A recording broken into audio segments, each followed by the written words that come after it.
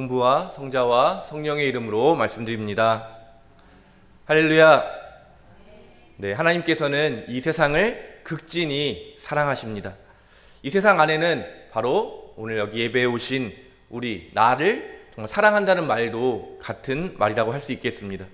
또 이 세상을 사랑하신다는 말은 나를 사랑하시는 것처럼 또 우리 옆에 있는 이웃들도 하나님께서 사랑하신다는 의미이겠습니다.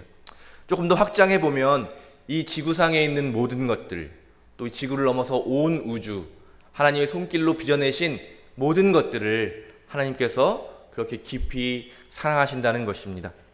그런데 이렇게 하나님이 사랑하시는 이 세상 속에 살아가고 있는 우리들은 고통스럽고 또 성서가 말씀이 약속하는 기쁨과 평화 그리고 희망 속에 살아가기보다는 슬픔과 괴로움 속에 허덕이면서 절망과 두려움에 빠지기 일쑤인 것이 또 우리의 삶의 모습입니다. 오늘 예배를 준비하면서 오늘 이 예배 가운데 정말 이토록 연약하고 또 하나님이 주신 그것들을 온전히 누리지 못하는 우리 각 사람에게 진정한 복음, 기쁜 소식이 선포되는 그런 예배가 되면 좋겠다는 마음으로 예배를 준비했습니다. 하나님께서 이 세상을 창조하실 때 모두가 충만하게 누렸던 그 기쁨, 그리고 평화, 그리고 넘쳐나는 그 희망이 다시 회복되는 그런 기쁨의 예배 시간이 되기를 간절히 기도합니다. 그리스도교는 바로 이처럼 이러한 구원과 회복을 이야기하는 종교입니다. 그런데 사실 이 결론에 이르기까지 그 첫 시작은 늘 죄에 대한 이야기이고 그렇기 때문에 회개에 대한 선포로부터 시작되어서 결국은 그런 것들이 회복되고 치유되어서 희망과 기쁨을 이야기하는 데까지 나아가야 되는데, 어떻게 보면 저도 어릴 때부터 교회를 다녔지만 그 목적지까지 도착하지 못하고 첫 시작 부분에만 머물러 있는 분들도 참 많이 있고, 또 그런 교회들도 구원과 희망을 이야기하지 못하고 죄와 정죄와 회개만을 강조하는 교회들도 많은 것 같습니다. 그런데 성서를 우리가 잘 읽어보게 되면 성서의 이야기는 끊임없이 우리를 희망의 자리로, 기쁨의 자리로, 또 평화의 자리로 우리를 이끌어 간다고 하는 것을 우리가 알 수가 있습니다. 예수님의 이야기가 중심 주제가 무엇입니까? 넘어지고 버려진 이들, 정말 인간으로 태어났지만 인간 대접을 받지 못하는 그런 인간성이 파괴되는 그 자리에 찾아가셔서 그들을 일으키시고 그들을 되찾으시고 그들을 회복시키는 이야기가 바로 예수님의 이야기입니다. 그래서 예수님의 귀한 구원의 손길이 그들에게 닿게 됐을 때, 그들의 처지가 정말 절망 가운데 있고 정말 가장 깊은 수렁 속에 있을 때라도 예수님의 구원의 손길이 그들을 만지게 되었을 때 그들은 다시 새로운 존재로 거듭나게 되었다. 바로 이런 이야기가 예수님의 이야기라고 할 수 있겠습니다. 그래서 오늘 우리가 성령 하나님을 기억하고 기념하는 성령 강림 주일을 맞이해서 죄를 용서해 주시고 새로운 생명을 주시는 그런 성령 하나님에 대해서 함께 나누어 보려고 합니다. 성령이라고 하면 이 말도 조금 설명하기가 좀 쉽지 않은데요. 히브리어와 또 그리스어 모두 이 성령이라는 말을 표현하는 원래의 뜻은 숨, 바람 이런 것들을 의미하는 단어로 성령을 표현하고 있습니다. 그리고 그 성령의 사건들을 표현하는 것을 보면 불길로도 표현되기도 하고요. 비둘기의 모습으로 표현되기도 합니다. 그런데 성서를 보면 이 성령 하나님이 창조의 이야기부터 등장하는 것을 볼 수가 있습니다. 어둠과 물 위에 하나님의 기운이, 성령이 등장하게 되죠. 또 인간을 만드시고 인간의 코에 입김을 불어넣으시는 그 성령이 표현되어 있습니다. 또 구약의 많은 사건들을 보면 주로 인물들이 등장하게 되는데요. 모세, 다윗, 이런 이사야, 이런 예언자와 왕과 제사장들은 자기의 능력으로 그 역할을 수행한 것이 아니라 성령의 능력으로, 그래서 기름을 붓잖아요. 기름 부음을 받은 사람들로서 각자에게 맡겨진 역할들을 수행해 나가는 것을 보게 됩니다.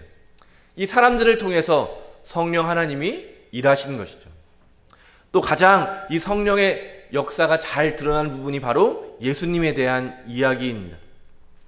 예수님과 성령 하나님은 분리되지 않고 서로 깊이 의존되어 있습니다. 예수님께서는 성령을 받기도 하시지만 또 주시도, 제자들에게 주기도 하는 것을 보게 되고요. 예수님 자체가 성령의 선물이라고 이야기하죠. 탄생의 이야기를 보면 예수님은 성령에 의해서 잉태되어서 이 땅에 선물로 오게 되셨습니다. 예수님께서 세례를 받으실 때에 성령이 강림하여 그분 위에 머무르셨고, 예수님께서는 가난한 자들에게 기쁜 소식을 전하시고 포로된 자들에게 자유를 선포하시기 위하여 성령에 의하여 기름 부음 받은 분이라고 성서는 기록하고 있습니다. 성령의 능력 안에서 귀신을 쫓아내는 분이시며 성령에 의해서 죽은 자를 가운데서 부활하신 그런 분이십니다. 그래서 사도 바울로는 고린도전서 12장 3절에 어떻게까지 이야기하냐면, 성령의 인도를 받지 않고서는 아무도 예수는 주님이시다 라고 고백할 수 없습니다. 이렇게 기록하고 있는 것입니다. 또 반대로 성령 하나님은 부활하신 예수님의 선물이기도 합니다. 그러니까 예수님은 성령에 의해서 선물로 우리에게 주어졌는데, 또 부활하신 예수님은 성령을 제자들에게 선물로 베풀어 주십니다. 성령 하나님을 통해서만 우리는 예수님의 마음을 알 수 있다고 고백하며, 또 우리의 마음에 하나님의 사랑을 부어주시는 분이 바로 성령 하나님입니다. 그리스도 안에서 우리의 새로운 삶을 가능하게 해주시는 분이 바로 성령 하나님이시고, 우리가 제자와 섬김의 사명을 감당할 수 있도록 돕는 분이 바로 성령 하나님입니다. 이처럼 예수님의 삶을 보면 성령 하나님과 분리될 수 없고, 이렇게 바뀌어도 크게 어색하지 않은 그런 모습을 우리가 예수님의 이야기에서 발견할 수가 있습니다. 오늘 우리가 함께 사도행전의 말씀을 읽은 것처럼 성령이 모든 사람에게 임하시는 그 사건들도 우리가 볼 수 있고, 이런 성령의 사건으로 인해서 교회가 시작되었다는 것을 볼 수가 있습니다. 제가 좀 이렇게 아주 많은 이야기들을 압축해서 말씀을 드렸는데요. 다시 한번 설명드려보면, 창조 때부터 이 모든 역사의 순간 가운데 성령 하나님께서 일하셨다는 것을 우리가 알 수가 있겠습니다. 그래서 다시 이 이야기들을 다른 의미로 설명해 드리자면, 성령을 우리가 지금도 경험하게 되잖아요. 그래서 우리가 성령을 경험하게 되는 이런 고백들이 창조 때부터 한 번도 그치지 않고 지금 이 순간까지 계속해서 성령 하나님이 일하신다고 하는 것, 결국 무엇이겠습니까? 하나님께서는 단 한 번도, 단 한순간도 쉬지 않으시고 이 세상을 극진히 사랑하셔서 하나님의 숨결로, 하나님의 손길로 이 세상을 유지해 가고 계시고 이 세상을 구원하시는 일을 멈추지 않으신다라고 고백할 수 있는 것입니다. 하나님의 말씀이 이 땅에 오셔서 자라나고 열매 맺고 귀하게 그런 일들을 하는 것이 바로 성령 하나님이 살아계시다라고 하는 고백과 같은 의미라는 것입니다. 제가 다시 한번 선포하면, 그리스도의 핵심 무엇입니까? 우리의 연약한 우리들이 그 창조의 모습을 잃어버리고 깨어져서 죄의 상태에 빠져있는 우리에게 예수님이 찾아오셔서 우리를 구원해 주시고, 구원해 주실 뿐만 아니라 그런 모세와 다윗과 예언자들처럼 그렇게 성령 충만한 존재로 이 땅을 구원하는 그런 귀한 존재로 다시 한번 빚어내시는 일, 그것이 바로 그리스도교의 핵심이라고 한다면, 우리가 성령 하나님을 다시 한번 기억한다고 하는 것은 바로 예수 그리스도를 통해 드러나신 하나님의 뜻, 그것을 붙드는 것이겠습니다. 사도 바울로는 데살로니가전서 5장 16절에서 21절에 보면 이렇게 기록하고 있는데요. 우리가 누구나 잘 아시는 그런 말씀입니다. 항상 기뻐하십시오. 늘 기도하십시오. 어떤 처지에서든지 감사하십시오. 이것이 그리스도 예수를 통해서 여러분에게 보여주신 하느님의 뜻입니다. 성령의 불을 끄지 말고 성령의 감동을 받아 전하는 말을 멸시하지 마십시오. 모든 것을 시험해보고 좋은 것을 꼭 붙드십시오. 아멘. 네, 어떻게 우리가 항상 기뻐할 수 있겠습니까? 어떻게 우리가 쉬지 않고 기도할 수 있겠습니까? 또 어떤 처지에서든지 감사할 수 있겠습니까? 그런데 놀랍게도 사도 바울로는 이 일들이 우리를 구원하신 구원자 예수를 통해서 하나님께서 우리가 어떻게 살아가야 되는지를 보여주신 하나님의 뜻이라고 이야기하면서 성령을 의지하고 성령이 전해주는 말씀을 꼭 붙들라고 그렇게 데살로니가 교인들에게 바울로가 권면하고 있는 것입니다. 더 이를 넘어서서 로마서에 보면 사도 바울로는 로마인들에 있는 교인들에게 이렇게까지 이야기합니다. 성령께서도 연약한 우리를 도와주십니다. 어떻게 기도해야 할지도 모르는 우리를 대신해서 말로 다 할 수 없을 만큼 깊이 탄식하시며 하나님께 간구해 주십니다. 아멘. 바로 이처럼 우리가 기도하지 못하고 우리가 하나님을 잃어버리고 떠났을 그때에도 성령 하나님은 우리 안에서 하나님께 깊이 탄식하며 기도해 주시고 우리를 다시 한번 그 회복의 자리로, 그 기쁨의 자리로, 그 평화의 자리로 이끌어가고 계신다는 것을 성경은 우리에게 분명하게 보여주고 있습니다. 사랑하는 교회 여러분, 이처럼 우리를 사랑하셔서 구원해 주실 뿐만 아니라 지금도 당신의 숨결을 날마다 새롭게 부어주시는 그 창조의 하나님 아버지를 믿고 의지하시는 여러분이 되시기를 바랍니다. 세상의 소리를 의지하는 것이 아니라, 내 능력을 의지하는 것이 아니라 날마다 찾아오시는 구원의 손길, 그 생명의 숨결을 믿고 바라시며 또 우리를 이끌어주시는 그 성령 하나님의 그 이끄심대로 살아가는 여러분이 되시기를 바랍니다.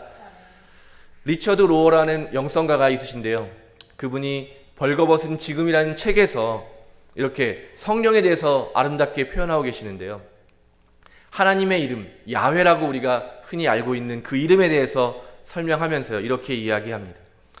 하나님의 이름은 입술과 혀로 발음되는 이름이 아니라 코로 숨 쉬어지는 이름이다. 무슨 말인지 아시겠어요? 우리 야훼 하나님을 부르는 말은 입술로, 지금 제가 말하는 것처럼 말로 표현되는 게 아니라 우리의 숨으로, 그냥 우리가 의식하지 않아도 계속 숨 쉬어지잖아요. 그런 숨으로 불리어지는 이름이다. 그래서 우리는 태어날 때도 죽는 그 마지막 순간에도 하나님의 이름을 부르는 것이다. 태어나서 우리가 첫 숨을 쉴 때 하나님의 이름을 고백하고 또 마지막으로 숨이 끊어지는 그 마지막 순간에도 하나님의 이름을 부르면서 우리의 삶이 그렇게 된다는 것이죠. 호흡은 인간이 가르고 있는 수많은 기준들로도 나눌 수 없는 그런 보물이다. 그래서 이렇게 이야기합니다. 마지막 구절에서 그 숨, 성령이죠. 바람, 영이 정확하게는 없는 것이면서 nothing이라고 표현하시는데요, 동시에 모든 것이라는 사실, everything. 그러니까 숨이라고 하는 것은 우리가 있는 것인지 없는 것인지 알 수 없다고 말할 수 있을 정도로 그런 것이지만 동시에 모든 것이다.